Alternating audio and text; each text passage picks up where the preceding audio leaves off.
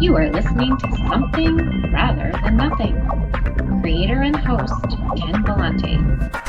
Editor and producer, Peter Bauer.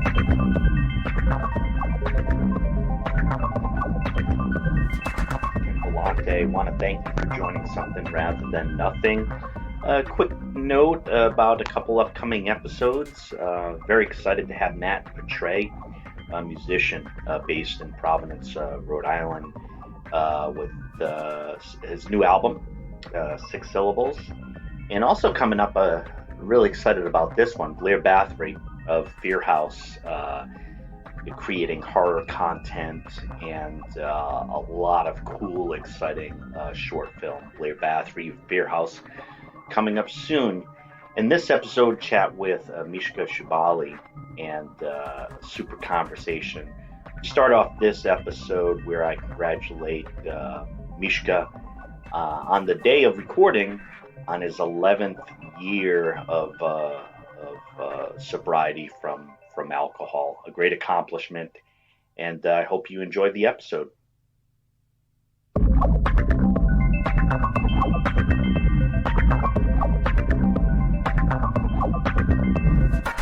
Thanks, man. I had no conception that, when I got sober that okay, I'll be sober for 11 years. But, it's, you just sort of you try and put as many good days together as you can. And, I feel like the word weird is something that we just sort of apply to everything. So it has absolutely no meaning at this point. But yeah, it's weird to be sober for 11 years. Yeah, I'd imagine. I have 9/9/2009 sobriety date. So one of the, whatever keeps you sober, one of the strange gifts, weird gifts that I've had is not wanting to get rid of that date because it's too cool of a date. So whatever it takes, man, to build that barricade, to shore that barricade up, to and I think not wanting to lose a good a sort of visually pretty number like that is as good a reason as any to stay sober, man. It's like really whatever works. I completely agree with you, and we'll get into that and talking a bit about sobriety and some of your writing. But before we get into some of that stuff, just wanted to ask you, what were you like as a young child? Were you always entertaining, doing things? What were you like? I was. I think I always wanted to be. I was both shy and I wanted to be the center of attention. I think as, a lot of kids are, I remember being very young and I getting to a family friend's house. And the first thing that I wanted to do was eat a couple brownies and take my shirt off and run around the house screaming. So not much has changed. But I remember too, people are always doing these sort of quizzes and stuff like that on Facebook of what was the first artist you saw and who woke you up to art or music or whatever. And I remember my my parents sort of just took us kids with them everywhere they went. And I remember probably being 6, and we went to dinner somewhere, and then after dinner there was this dude in a wheelchair who got up with his guitar and sang and played songs and told jokes and dirty stories in between the songs. And I was just like, man, that is it. That's what I'm going to do right there. Mom, get me a wheelchair immediately. I need to be this guy. And I have no idea who he is or who he was, but just sort of a local songwriter type. But yeah, that really sort of changed things for me. That really opened it up for me. Yeah, and I know just as far as seeing and listening to the material you produced and having followed you, there's a huge component of storytelling in what you do. So it seems like that's kind of like a fundamental component of what you do to kind of pull people into stories with songs or with your writing. Regarding art, and obviously that was an influential experience for you. What type of art do you enjoy, or did you start to develop enjoying? Like you start listening to a lot of music of a particular type and got really into that, or authors. So what do you partake in as far as art? I think early on, I sort of decided that I was going to be a nihilist. Maybe being like 9 or 10 and discovering Guns N' Roses. I was like, oh, this is it. Parents are just full of shit, and the world is stupid, and the only thing that matters is girls and guitar and getting fucked up. Yeah. It's taken me there's still. We are very much now the people that we are when we were children, with some few differences there, and so I carry that. It's like that seed of nihilism fell in my heart at a very young age and put down deep roots, and so it is difficult for me sometimes to get out of that and not just to be like, oh, the art that I like is, Married with Children or the Ramones or something, the sort of the crassest, most lowbrow stuff possible. But I was always fortunate to have smart, fucked up, crazy friends. And a friend of mine, Ben Bertocci, went on to become a fine artist and actually runs Jeff Koons art studio now in New York. Oh, wow. And through my connection with Ben and my friendship with him, that's been a sort of a great, conduit for me into art, because, Ben is an effective sort of portal into that world where I remember listening to Gwar and Megadeth and driving around with Ben, drinking beer when we were kids. So when he's in a gallery, there's less resistance there, to go and look at his stuff. And I feel like I have a window into understanding his work through my personal connection to him. And then because I'm friends with him and because I can talk to him about his work and sort of be involved in his work or have a direct dialogue with him about it, art seems less scary or less bougie, less off-putting, as it might be otherwise. I definitely pick up on that, and in talking about you as a writer, I've listened to the Long Run and recently on Audible, Cold Turkey. Which I love that work, and I'm gonna be real here, Mishka, and just lay it out. I really like how you interrogated really important questions. You laid stuff out there. You expose yourself. This is fucked up. Here's how I got sober. And I know from what you were saying in the book, it's like, here's these crazy ass experiences. And I did this drink and I was extreme in this type of stuff. But, I stopped drinking. And, for me, I look at that type of thing as, whatever works. We're just talking about that. Me getting hung up on the 999 sobriety date for me, good enough. And whatever the program was, AA and outpatient rehab got me sober. But what you do in Cold Turkey, you're talking about your experiences, and you're talking about, this is how I did this. This seems like bullshit to me. This worked for me. This didn't work for me. And this worked for others, and this didn't work for others.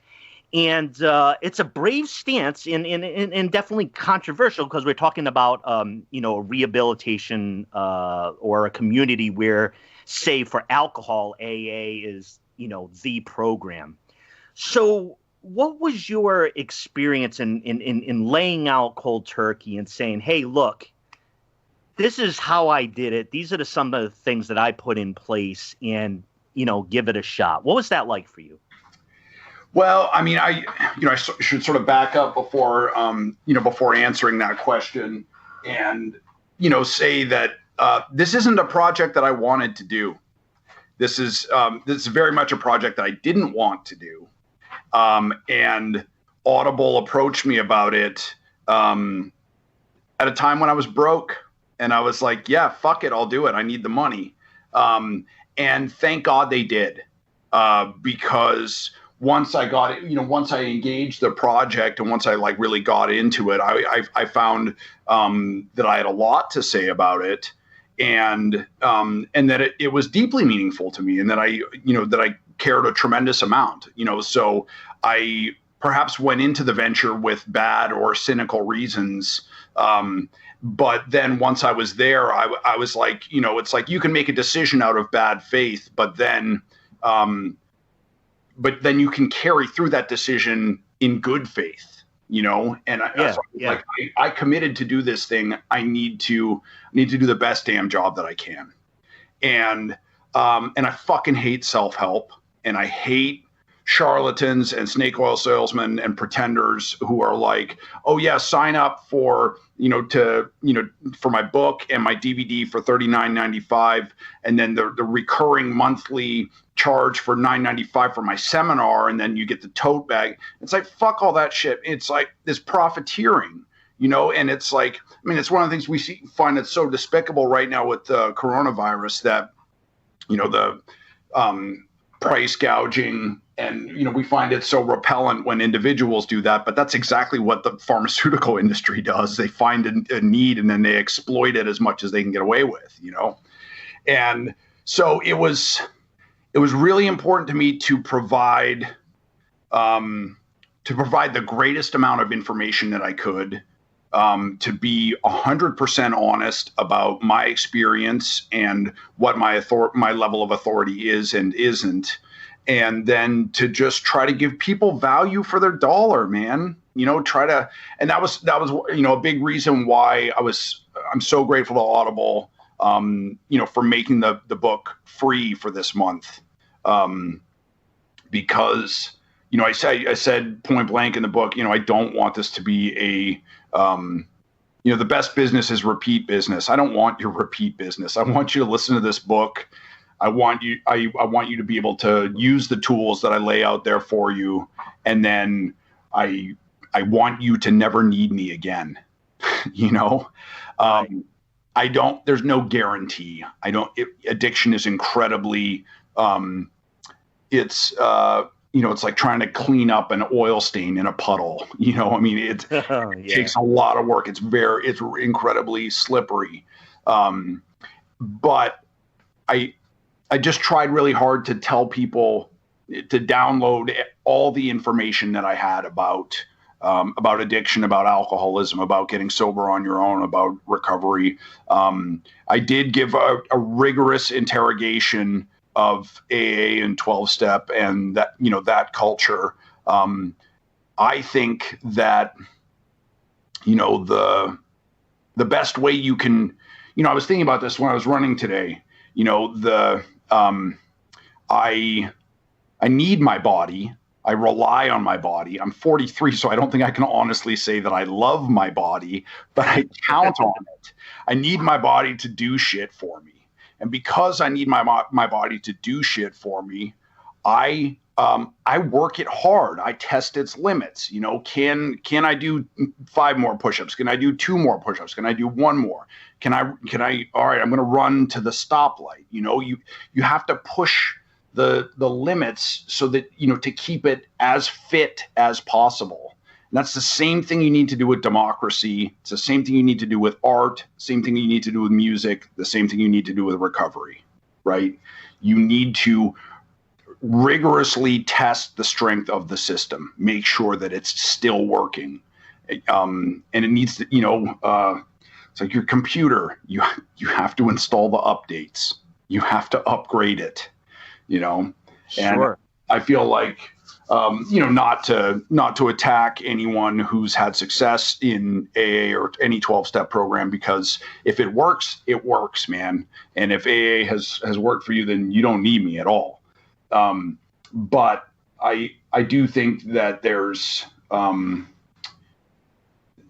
one solution that works for everybody. So I just wanted to add another voice to, if AA didn't work for you, or if you have a ton of resistance towards AA, then here's another way. Yeah, here's another direction. I like what you had to say there, and some deep wisdom, and kind of like stretching systems and stretching, what we're doing to see if the damn things work. And I like that dynamic, because it demands a lot, on yourself, but on what's around you.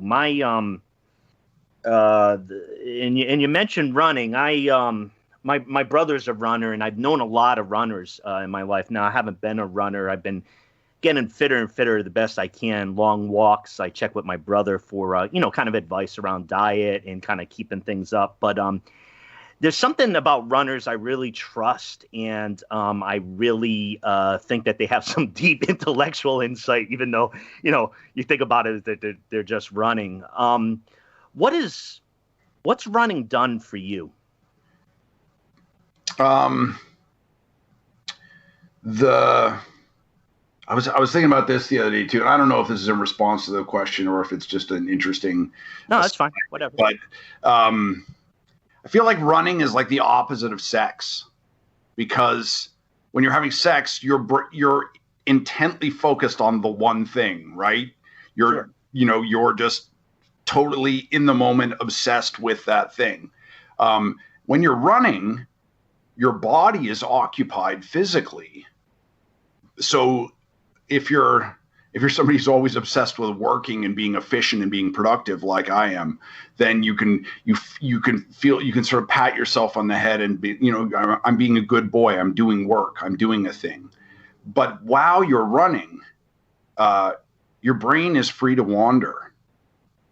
And so it's almost, if you go out running by yourself and you run for 2 or 3 or 4 hours or whatever, you don't have an iPod or an iPhone or whatever with you. It's like a forced meditation.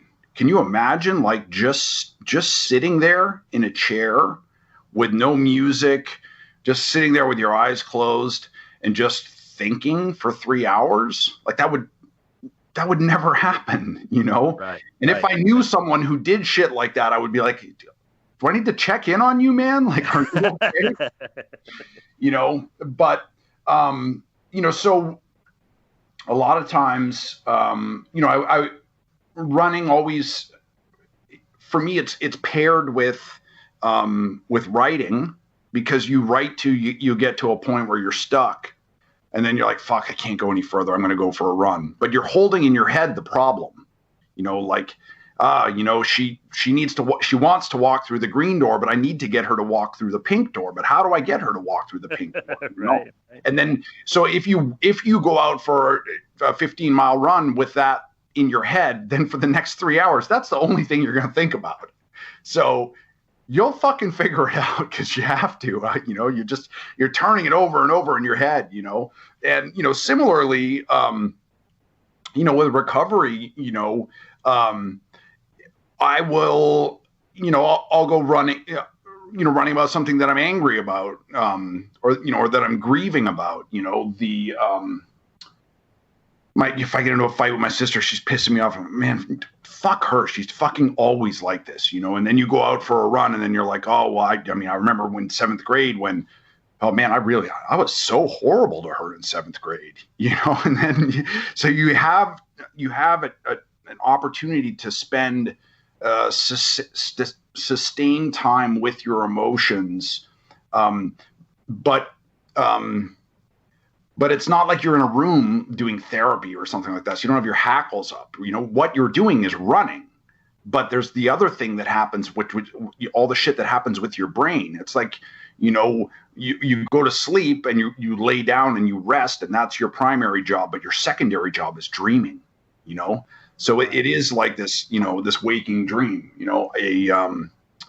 friend of mine died last week, the ultra runner Dave Clark, and like fucking heartbroken about it. We all are. You know, he was an incredible guy, and you know, I've just been running through my grief.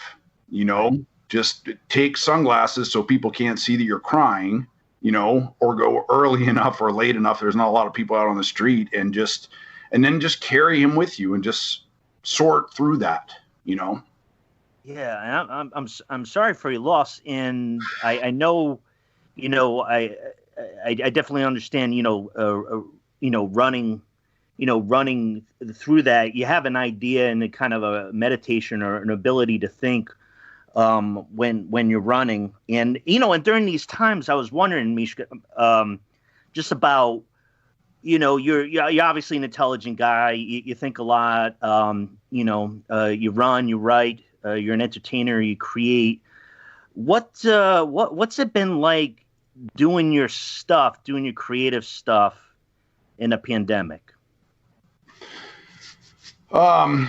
It's actually, you know what? Let me tag one more answer onto your last question. Yeah. Go ahead. One of the things I want to say too that I need to say about running is that since I was a child, I never understood theism.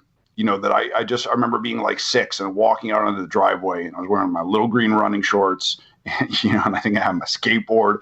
And I looked up at the sky and I was like, nah, there's nothing up there, and I could never understand why people were so attached to this concept of there being a God or there being a greater wisdom or intelligence or, design up there. Sure. And I always struggled too with, I have a lot of friends in AA, some of my greatest friends, and they're always sort of like trying to get me to understand the concept of higher power, and it's just it's something bigger than you. And I was like, running, and then the more that I explored my relationship with running, I was finally able to sort of understand theism and the appeal of that, for me to be able to think, running is all around me. It surrounds me. And whenever I need it, I can just go out and have a direct line of communication with running. And when I need running, I can take as much as I want. There's running is limitless. There's no amount of running that I can take from the whole that will diminish it. It will always be greater than me, and it will always be surrounding me, even if I'm not currently running at the time. So it's on a larger sort of cosmic level. Running, my relationship with running was able to sort of help me parse other folks' relationship with God or gods or spirituality or anything like that. And thanks for bringing that in. I hadn't heard that perspective or don't recall that. And I think you're right. I think within the higher power question within life, but certainly within AA or that which is bigger than you or that higher power, I think it can be tremendously helpful for whatever reason you're looking at it, and for you to find that great activity of running where you're connecting, of understanding. I call that like the sublime, where something's just bigger than you. You're kind of in like awe and reverence of how big it is. Right. I've always had to try to figure out a way of understanding the higher power, understanding what people feel when they go to church. And for me, I have such an emotional connection to beautiful art, particularly paintings. And when I'm in a discussion with a believer, I try to express that is what I believe spirituality is for me. I'm experiencing the sublime. It's impacting me. It's bigger than me. It makes me feel good. It makes me wonder. And I think people experience that in different ways. And, physically and mentally with running, I'm glad you brought that into it. And you felt that when you thought about that or had that experience a bit more, you were able to connect a little bit more with what folks were saying when they're saying AA, higher power, what that is, right? Yeah. It was, ended up being, it was a real aha moment, where it sort of, in that moment, I was able to build a bridge to the friends and strangers who had a hard time, understanding where they were coming from or what their attachment was. I still gripe with AA that the higher power quickly becomes God and quickly becomes a straight white patriarchal, Christian God, because now I'm fucking totally on board with this higher power shit, man. I think it's a great idea. I love it, and now that I was able to see it through running, I see it everywhere. My sister's old dog, she had this chocolate lab she was like fat and she smelled bad and she was just such a beautiful animal. And like, she would just be laying on the floor and I could just look over at her. And the minute that we made eye contact, she would smile at me and her tail would go back at the floor, And if I looked away, like her tail would stop and she would sort of, chill out. And then if I looked at her again, she would just smile at me with her eyes immediately and the tail would start going, It was just that connection between her and I, and the connection between, any person and any dog, that's another higher power there too, and so it was like, once I was able to see it in running, then I was able to see it everywhere. And I love it. And like, man, that's got nothing to do with the Bible or church or hellfire and damnation and hating gay people. And I was like, come on, man, like right. Higher power rocks, I definitely know, and I think the word that you mentioned, connection, there, I kind of got every once in a while I get floored, by hearing certain things, and I heard when Russell Brand talking, he was saying that the opposite of addiction isn't sobriety, it's connection. Right. And I that's why I heard that word connection with you, and at first it's kind of like dropped what I was holding. I'm like, whoa, because so many of us, like in the pandemic, whether we're trying to communicate with people on video or, you're calling up, we're doing a podcast on Skype, or like however we're trying to connect, we're craving connection, and there's something profound, in that. I used to have this experience over and over again with friends in New York where they would be like, well, I've had it, man. I'm fucking moving to this place out in, Arkansas or the Catskills or whatever. And, I'm done with New York. I'm done with people. I'm just going to build a cabin. I'm never coming back. And I would be like, all right. They're like, well, aren't we going to say goodbye? And I was like, nah, like, go have fun. 3 months later, they'd be back and they'd be like, man, yeah, I couldn't fucking hack it, man. I'm like, yeah, no, this is the worst thing about being a human being is we need each other.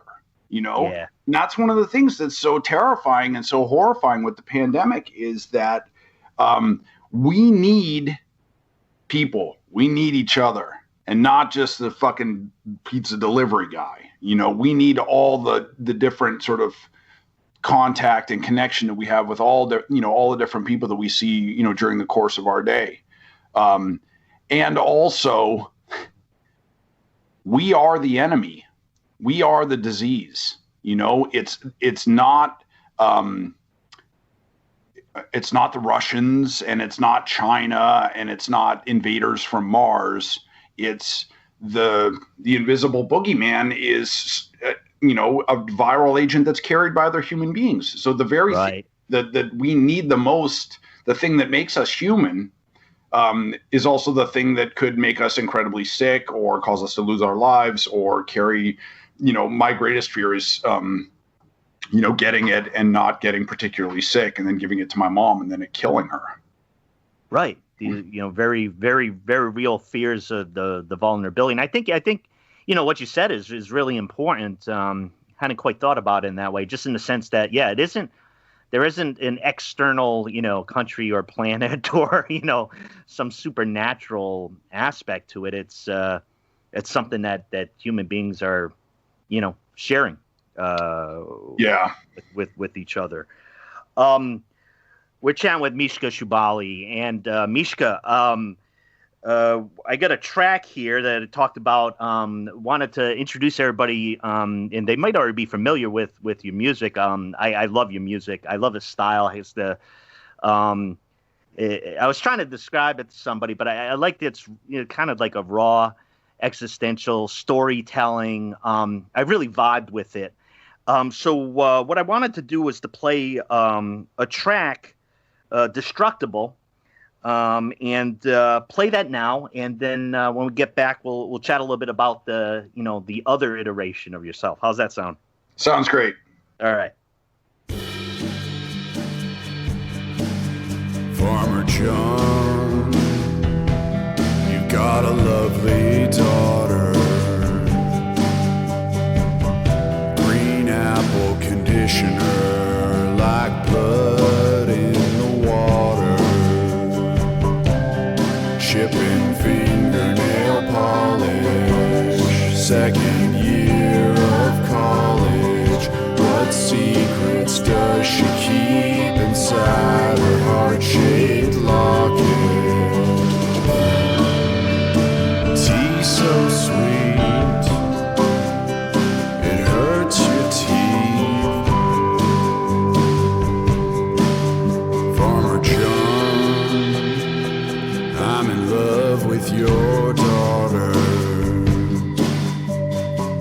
She lets the towel fall and steps into the water. Her slender body swinging like a pendulum, as close to the beginning as I am to the end. I am destructible, paranoid, untrustable, glass half empty, resentful, out of patience, out of time, fire prone, unbulletproof. I cannot tell the truth. Cut the shades down, pull the lights. The darkest hour is just before the middle of the night.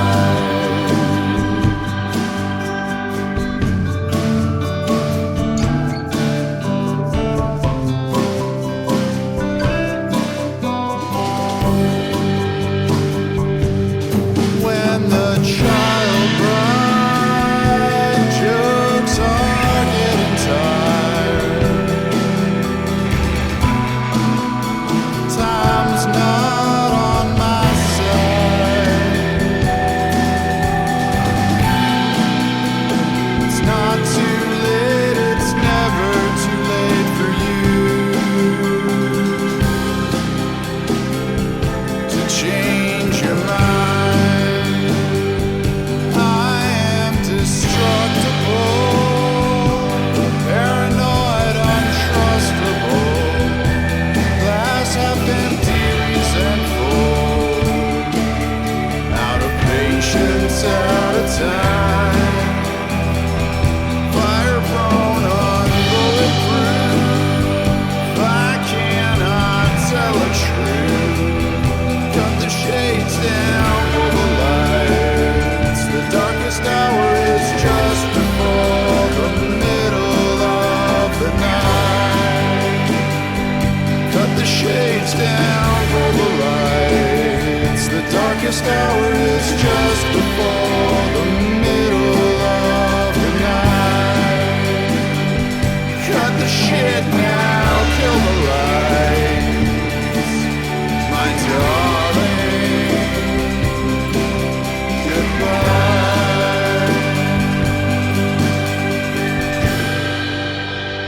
Thanks for writing that song, Mishka. I wish I didn't have to. It's Destructible off the album When We Were Animals, correct? Yeah. That's it.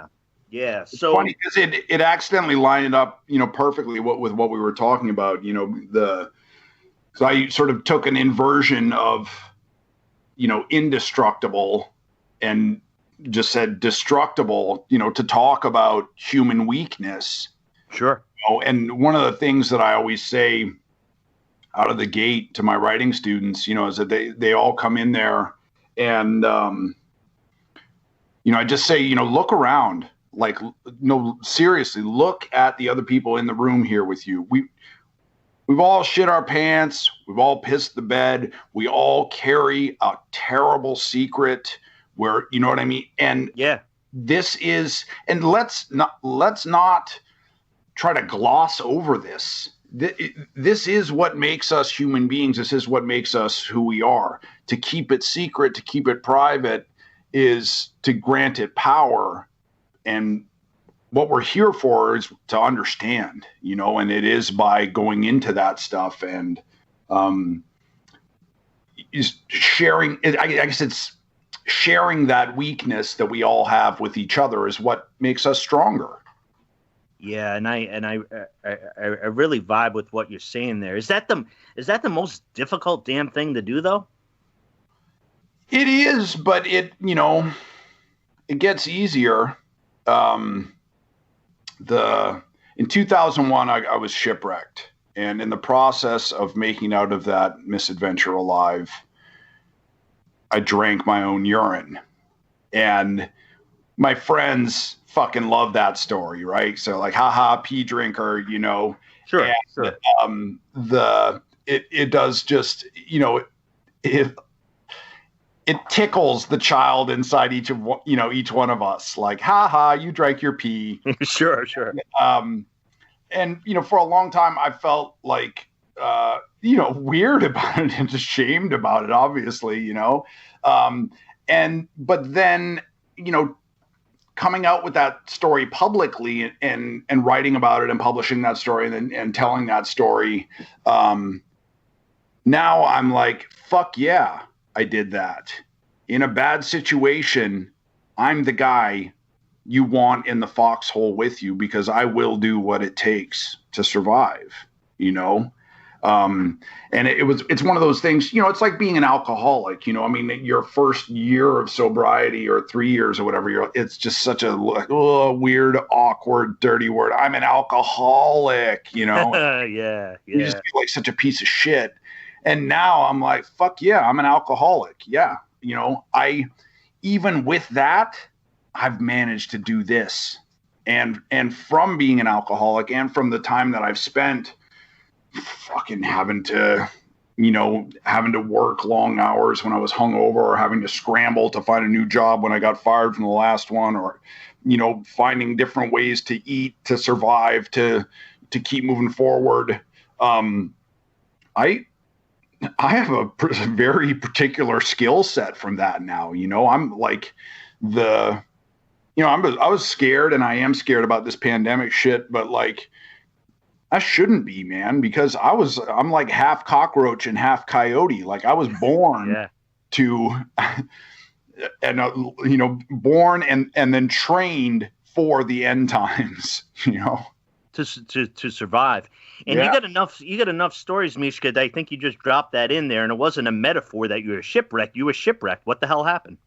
Yeah, no, I was literally shipwrecked. Yeah, I was crewing on a sailboat with friends of the family in 2001 in July, and we ran aground on the uninhabited point of an island in the Bahamas in the middle of the night. And the next morning the captain said, "Well, there's a town 25 miles this way. I'm going to go and get help." And I surprised myself by being like, "Nah." I'm going to do that instead, and you're going to stay here with the boat. I no longer enjoy long walks on the beach. It fucking sucked, man. That'll do it. That was mission and survival based, right? Yeah, absolutely. Wanted to ask you a question about about your, just in general, about your creativity. Have you ever asked yourself why it is that you create songs, write books, create books? What, you ever ask yourself why you create? No, I mean, I think I think I know now why I do. I think, when I was, my mom was huge on the public library, and we would go to the library twice a week, when I was a kid, and we would go and, check out as many books as we were allowed and go home and read them all. And, I had a series of little reading lights and headlamps and stuff like that, reading in the car on the way home from the library.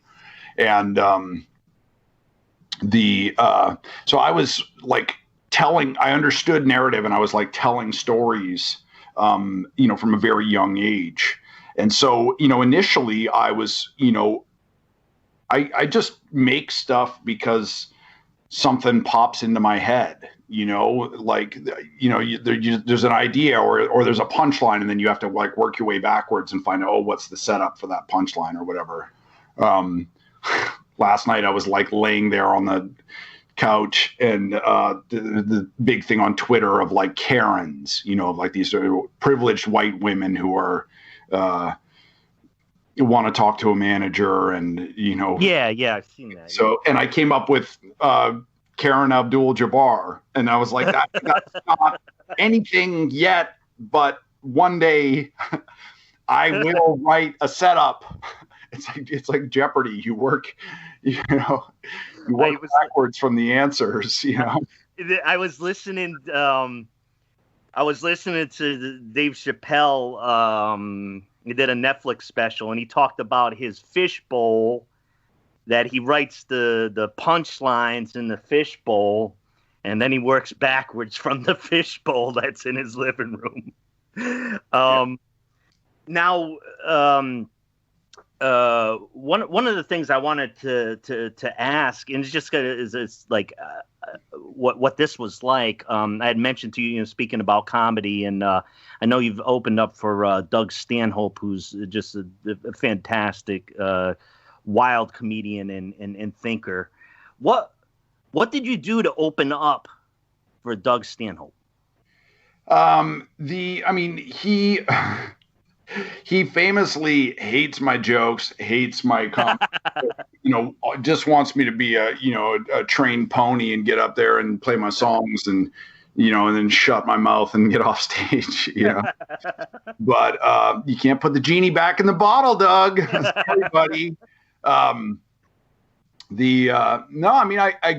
got the gig because the dude at my record label at the time, was like, Stanhope, tours playing rock clubs, and sometimes he brings musicians, out to open up for him. If I can get you that gig, will you do it?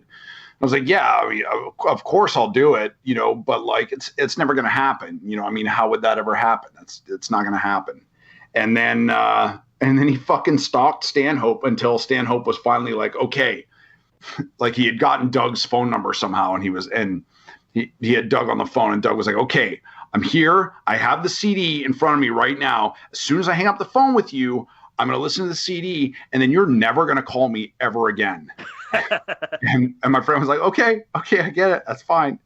And then like 20 minutes later, his phone rang, and it was Doug. And Doug was like, hey, what's Mishka's phone number? And then he called me. He brought me out on tour with him, man, and changed my fucking life, So it might be perfect setup guy, perfect fall guy. I'm not sure which one.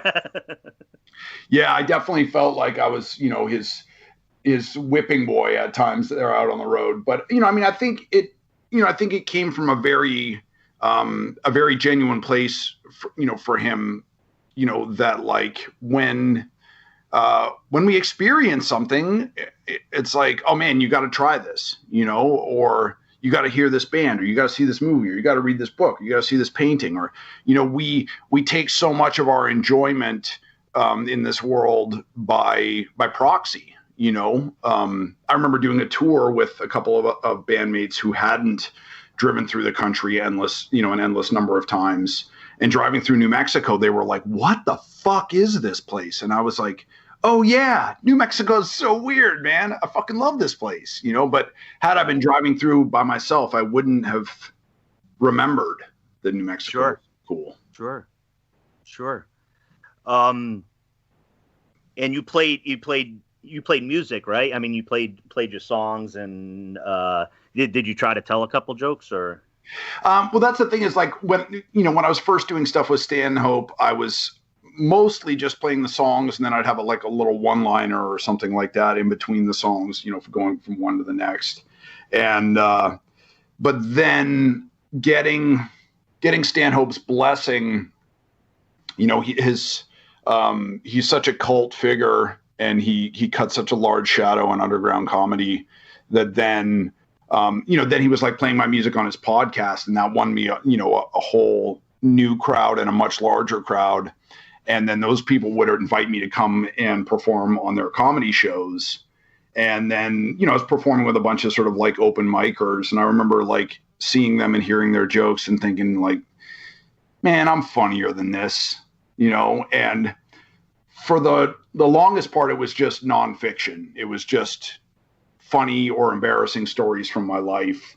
And then, one time I wrote a joke, and then at a show I was like, all right, fuck it, I'm just going to do this joke. And I did the joke, and it fucking killed. And I was like, oh shit, I guess now I'm doing that. And then, yeah, it's a slippery slope, man. Be careful. You could wind up a comedian too. Hey, well, and thanks for, thanks for all your writing, all your work, the jokes, the music, just incredible stuff. I got one more question for you, and then I kind of want to open up and just kind of let folks, tell folks how to connect to all your great stuff. But the big question is, why is there something rather than nothing? I think there is something because there is nothing. I don't think there's any. I don't think there's any order to this world. I think the only order that we see is the order that we impose on the world, and so I don't think that. I don't think the world in itself has any intrinsic meaning. I think we're just sort of like born onto this ball hurtling through space to live and eat and fuck and die, and it doesn't mean anything. There's nothing inherently meaningful to it. However, we have brains that are too big and too small. We have brains that are large enough to record every trauma that's ever happened to us, but brains that aren't big enough to figure out how to release that shit. You sort of carry it with you. And so we find ourselves compelled to see meaning or to see an order. And 43 years old, the only way that I've found to make sense of this fucking senseless world is to love people, to love dogs, to love cats, to love old guitars, to connect with people, to make a joke with the person making your coffee or whatever, or the person you're making coffee for, try and get people to laugh, try and have that, there be some kind of connection, and to make stuff, to make something, I think the only response to nothing is something. When you're given a blank chalkboard or a blank canvas or, a hole in the ground, you got to put something in it. You got to put something on it. You have to, even now, if I'm walking by, freshly poured concrete, I'm going to stop and write something in it, maybe not my initials, but we have that, that spirit. Yeah. So I think we're just trying to make sense of it. We're trying to make it mean something. And if we try to make it mean something, it means everything, dude. It's so fucking meaningful. Yeah. Thanks for that, Mishka. Mishka Shubaly. How do folks find you? Obviously, I've hinted. You got your music. You got some stuff on Audible. I know there's some stuff on Amazon. Can you just lead listeners to come in contact with you and your works? Well, I'm the only Mishka Shubaly out there. So if you Google my name, you'll find me everywhere. I'm at Mishka Shubaly on Twitter. I'm at Mishka Shubaly on Instagram. I have like an official page on Facebook and a personal page. I'm on Spotify. If you search my name on Amazon, you'll find all my writing. My audiobooks are all on Audible. Yeah. And you're on Bandcamp too, right? Yeah, I'm on Bandcamp. I'm on Spotify, Google Play. I have Venmo, Cash App. I have every single way of getting my music to you, and every single way of accepting a tip or a T-shirt sale from a drunken patron in a bar. That's survival, man. That's what you gotta do. Well, thanks for that, and I appreciate, and I deeply appreciate that. Part of the reason I do the program and reached out to you, Mishka, is that obviously about the sobriety, my own personal journey, but I really enjoy your honesty, talking about the human condition, and writing, singing, telling those stories. Doing all these things that you do. I just want to let you know that work's important. And I think another component that I like about it is that it jostles me. And I'm always interested in thinkers, in creators who jostle us in order to think fresh about it, question things. And you certainly do a lot of that. So I'm just honored that you've spent the time on the Something Rather Than Nothing podcast. And I just want to let you know I really appreciate you and your time. Absolutely, man. My pleasure. Thanks, Mishka. And you take care. All right. Take care.